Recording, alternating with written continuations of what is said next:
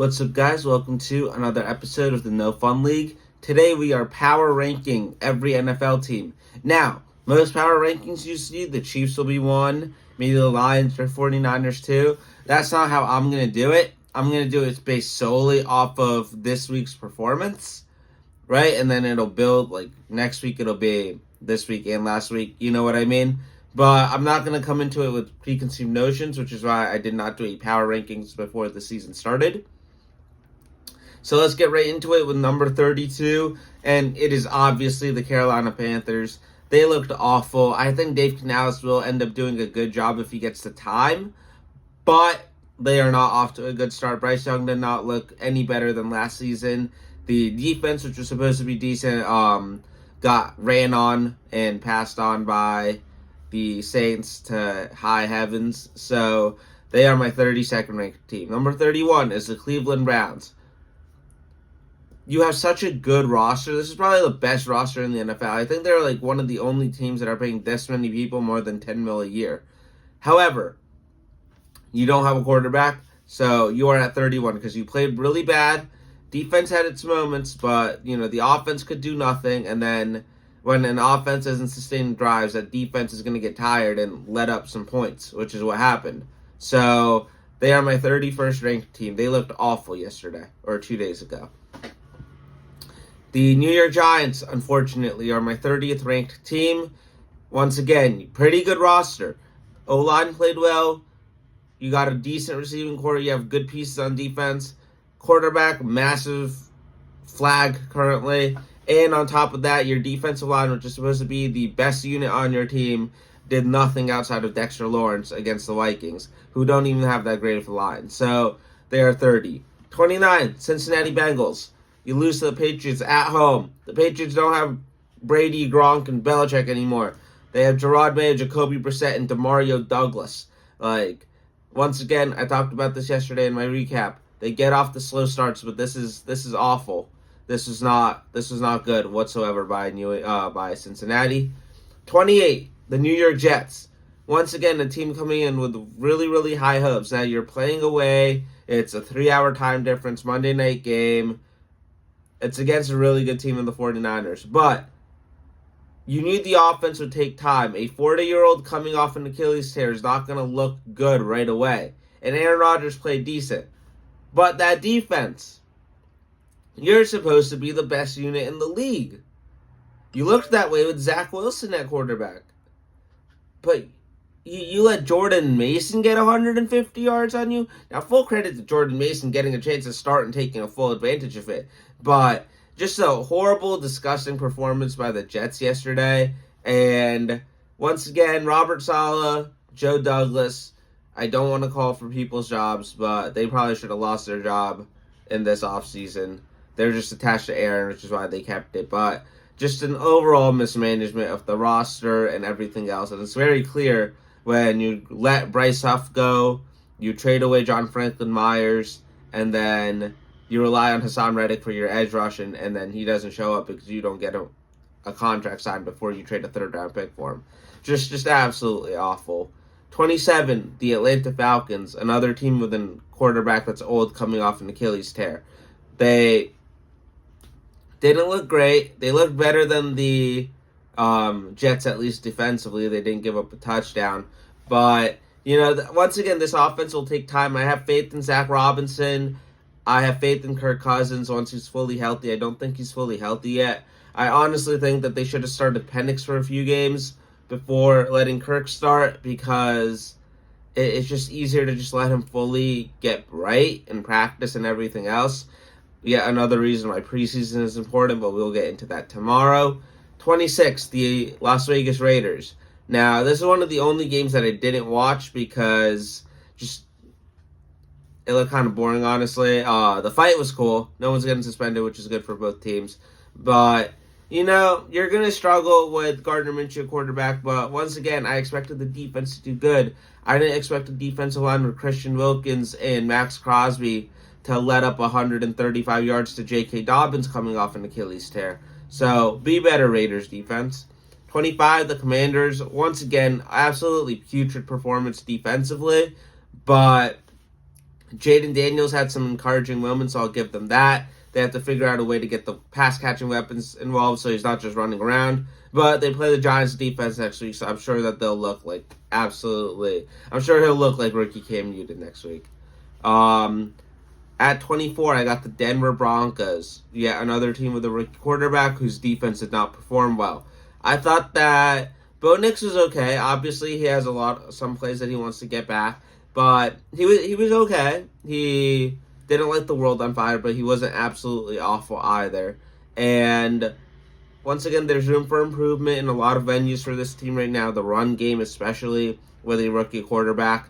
And then defensively, you don't really have a lot of stars anymore. Justin Simmons is gone. Bradley Chubb left a few years ago. So someone has to step up, and then you're just going to see a lot of the younger, literally, role players put on good games. So, yeah, they are the 24th ranked team. At 23, the Tennessee Titans. Will Levis, what are we doing, man? What are we doing? You had the game. You literally threw away the game, and then thankfully gave us one of the greatest photos of all time with him on his knees, with his hands on his head like this, like, oh no, what did I do? But like, just a putrid second half from Tennessee altogether. Their defense played really well, and the other units just completely fell apart down the stretch. You had a blocked punt, a pick six, and that basically gave Chicago the game without needing an offense. At 22, I got the New England Patriots. Now, they played a great game 2 days ago, but was it them playing a really great game, or was it Cincinnati just completely shitting the bed? And I unfortunately think it's more of the latter than the former. So, once again, encouraging, awesome for a young coach to get his first win, but I don't think that it's indicative of like the talent or anything like that on that roster. Besides guys like Ramondre Stevenson, Keon White had a great game.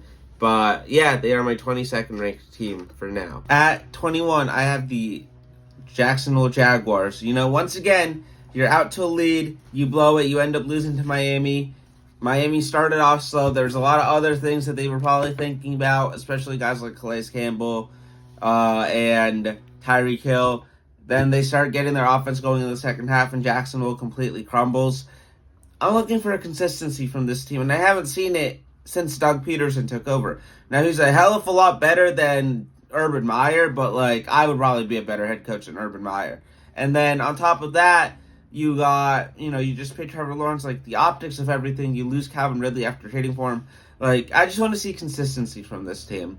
And I don't think that's too much to ask for with the talent that they have on their roster. Brian Thomas looked great, though. At 20, we have the Chicago Bears. Now, Caleb Williams did not have a good debut. It is what it is. He's a rookie. You don't expect rookies to play good. No good rookie quarterback played great in week one. CJ Stroud even didn't play great in week one last year. You were like, oh, okay, he hung in with the Ravens for a little bit, but, it's not like he lit the world on fire. No one has had a Cam Newton week one game in a while. But his team won the game. And he somehow outperformed the other team's quarterback while throwing for less than 100 yards.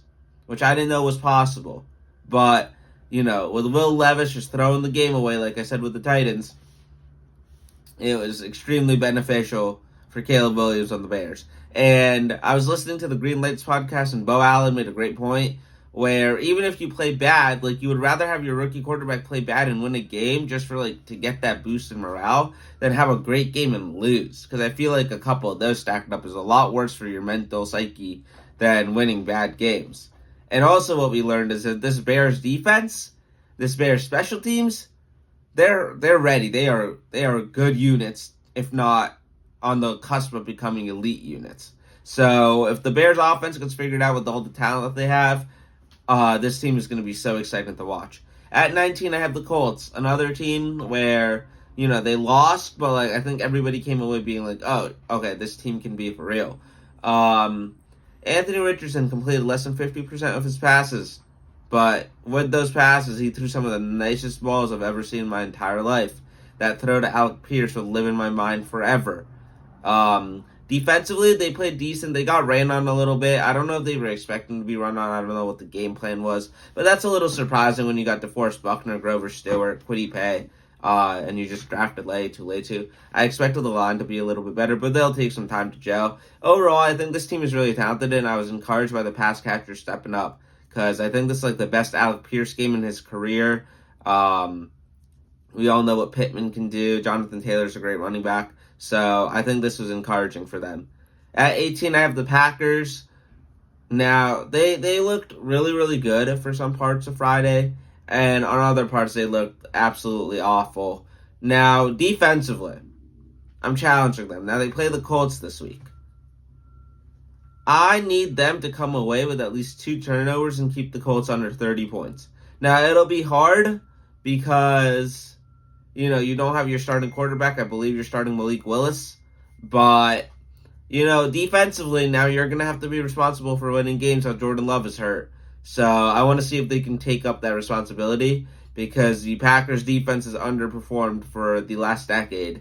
So I want to see if they can rectify that starting this week against the Colts. At 17, I got the Steelers. Now, they did not score a touchdown, but they won the game. And they won the game by 8 points. Their defense is phenomenal. And like we said the last couple of years, they haven't really had like a competent quarterback since like 2019. Because even like old age Ben Roethlisberger wasn't really great. And like that offense was just bad. And you were relying on the defense. But, Justin Fields played great. I would not bench Justin Fields. I would keep riding with Justin Fields because he gives you something that Russell Wilson does not with running the ball. And that could potentially develop into your quarterback of the future if he starts to get more confident. Every time he needed to throw the ball, he did great. Otherwise, Arthur Smith, like when he was offensive coordinator in Tennessee and they just kept spamming runs on Derrick Henry, there was a lot of that with Najee Harris, and it worked. So, a great first game for them, in my opinion. At 16, I got the Arizona Cardinals. Now, they did lose, and the next 2 teams lost as well. But the Arizona Cardinals showed me something 2 days ago. I keep saying yesterday. But, yes, they lost. Yes, they blew a massive lead.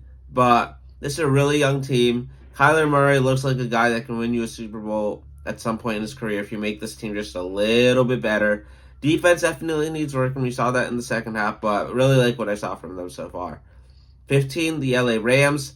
With all the injuries, 3 offensive tackles, your center, Puka Nacua. You hung with the Lions till overtime till they just spammed runs on you. So, I really liked what I saw from them. Matthew Stafford, still Matthew Stafford. Cooper Kupp, still Cooper Kupp. This is still a great team to watch. 14, the Baltimore Ravens, another team that lost. Now the Ravens, it's like playing Jordan or like 2018 Braun. Like it's just you can play phenomenal and still lose. And that's what happens when you play Patrick Mahomes. You make one mistake, there's one little thing off, and you lose. So, if not for the pinky toe, maybe they win that game. But I like what I saw from them. Obviously, this is a really talented team. I think it'll take some time defensively to figure out what to do with the new coordinator and just like not having Patrick Queen and a couple other pieces. Offensively, run the ball more. Again, run the damn ball with Derrick Henry, not anybody else. Spam Derrick Henry runs. He gets better as the game goes on. You did not pay him to have a running back by committee situation. Like, let's get it going. Come on. At 13, I got the Seattle Seahawks. They would be a lot higher if Geno Smith looked like a competent quarterback for any point of the game yesterday. Their defense played lights out, which we expected from a Mike McDonald operation and the pieces that they have. Leonard Williams, you draft Byron Murphy. You got elite corners, I'd say, on the back end with Tariq Woolen and Devin Witherspoon. And then Julian Love is just your do-it-all Swiss Army knife. And he had a phenomenal game. 10 tackles, 1 pick, and a forced fumble. Love him. Wish he was still on the Giants. Offensively, you have Kenneth Walker, DK Metcalf, Tyler Lockett, Jackson Smith, and Jigba. I said that this team might struggle because of the quarterback, and I think we might. But more importantly, the offensive line didn't really give Geno any time, so I can't even blame him. So, yeah, I think the offense will get better as they get healthy, and once again, it's a new system for all of them with Ryan Grubb. But I got hopes for them. I thought they played really well. 12, the Chargers. Once again, hardball football, play defense and run the piss out of the football, and that's what they did perfectly, especially in the second half. At 11, Tampa Bay Buccaneers. Baker Mayfield. Baker Mayfield might be officially like back. And once again, this is a team that I was low on because I didn't know how back Baker Mayfield would be. But he looked pretty damn good. Now, it was against a shitty defense, but he did what you're supposed to against a shitty defense, and he cooked them. He didn't, toil around, fuck around. He did exactly what he needed to, and it was awesome. So, they are the 11th ranked team. At 10, I got the Miami Dolphins. Now, obviously, they didn't look great. Obviously, there's a lot of other non-football stuff going on with the Dolphins right now. But I'm surprised that this team won a gritty game because they did not do a lot of that the last 2 years. But you just start the day with the off-field stuff, with the dumbass cop, and then you end the day with a win. And Tyreek Hill in handcuffs because he's celebrating. So, just a complete 160 or 180. A really good coaching job by Mike McDaniel on Sunday. And, yeah, I'm excited to see what this team does. I believe that they play the Bills on Thursday Night Football this week. I think that'll be a great game and a really good litmus test for the Dolphins, given that they could not beat the Bills last year. At 9, I got the Eagles. Again, they'd be higher if not for some really sloppy moments during the game. But Jalen looked really good by the end of the game. Saquon looked great. The entire offense was clicking. Defensively, there's some things that you can work on. There's still some areas for concern. If the Packers just ran the ball on every play, I'm convinced that they win that game because the Eagles could not stop the run. And that's what I'm saying. We saw the 49ers run for 150 yards last night with Jordan Mason against a really good defense. Probably a better defense than the Eagles. So, that's something just like the Eagles got to tighten up as the year keeps going. At 8, I got the Texans. C.J. Stroud is great. Nico Collins is great. Their 2 new additions on offense, and Diggs and Mixon look phenomenal. And defensively, they got stops and made plays when they needed to. They looked like a Super Bowl contending football team. At 7, I got the Lions. I was so impressed with this team. Not only did they make stops defensively, not only did they look good for most of the game defensively. Now, you're playing like a Hall of Fame quarterback, so he's going to do some Hall of Fame shit. But when it came time to just go win the football game, you ran the ball down the middle on every single play. Remind the Rams again that they don't got Aaron Donald. And you go win the game. You bite kneecaps, literally. Like, this is such a good win for them, week 1 of the season. And I'm so excited to see what they do this year. At 6, I got the 49ers. I've said it a couple times now. They ran the ball great. Brock Purdy was having a good time. He was just trying shit, in my opinion. Like, we've all seen Brock Purdy, like, dink and dunk his way down the field, and we know he can take the check down and do that. He was trying to put the ball into spots, and obviously the Jets' defense is good. But it was a great win for the 49ers as a team. Their defense played really well as well against Aaron Rodgers. Like, the Jets had all this hype coming in, and they quelled that very quickly. At least for right now, it doesn't look like there's a Super Bowl hangover. It looks like they're ready to get the damn thing done. Great game from them. At 5, I got the Buffalo Bills, my dark horse Super Bowl prediction. 2 quarters in, it looked like I was going to be really, really wrong. I was like, oh no, what happened?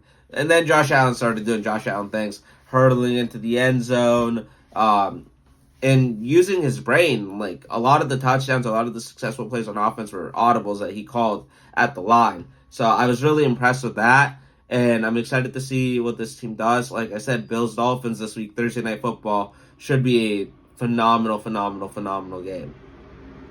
At 4, I got the Kansas City Chiefs, the reigning champions. Now, I told you that this is a unique power rankings, and I'm sure you've seen that because, the Bengals aren't going to be at 29 in most people's power rankings. They'll probably put them at like 20, 21. So the Chiefs are at number 3, or Chiefs are at number 4, actually. They played great. They weren't the best team. They were not in the top 3 best teams or most impressive teams, in my opinion, of this week.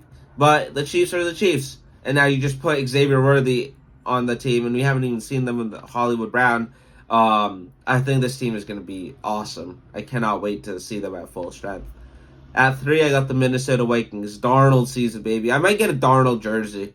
I know he cooked my team, and I'm pissed about it, but I'm so happy for him. He came into MetLife, the ghost, the haunted house, and avenged his demons, literally. Just a great game from him. Defense made plays. Now it is against Daniel Jones, but the defense made plays. And yeah, I think this team, obviously, they're not going to stay at 3 at the power rankings forever. I'm doing this because it'll be the most chaotic and there'll be a ton of movement and it'll be fun for me to do. Because otherwise, I think power rankings are kind of boring and redundant. But the Chiefs are at 4, Vikings at 3. Number 2, it pains me to say this, the Dallas Cowboys completely shut down Deshaun Watson. A good performance from the offense. Not like otherworldly, but you are playing Myles Garrett and the Cleveland defense, so like that's expected. Just really encouraging win for them after the offseason, which wasn't the best for the Cowboys until 45 minutes before the game started. And at number 1, the New Orleans Saints. You beat a team 47 to whatever it was. You just even if it's a bad team, even if it's the worst team in the NFL, if you make sure that they look like the worst team in the NFL, you don't fuck around, you'll get the number 1 spot. Offense looked good, defense looked good, just an overall good performance from them. Once again, the Saints will most likely be around the 15 mark next week if they lose. Who knows if they win? Let's see what happens in week 2. I'm already waiting for it to start. But thank you guys for watching my week 1 power rankings. Let me know what you think. Peace.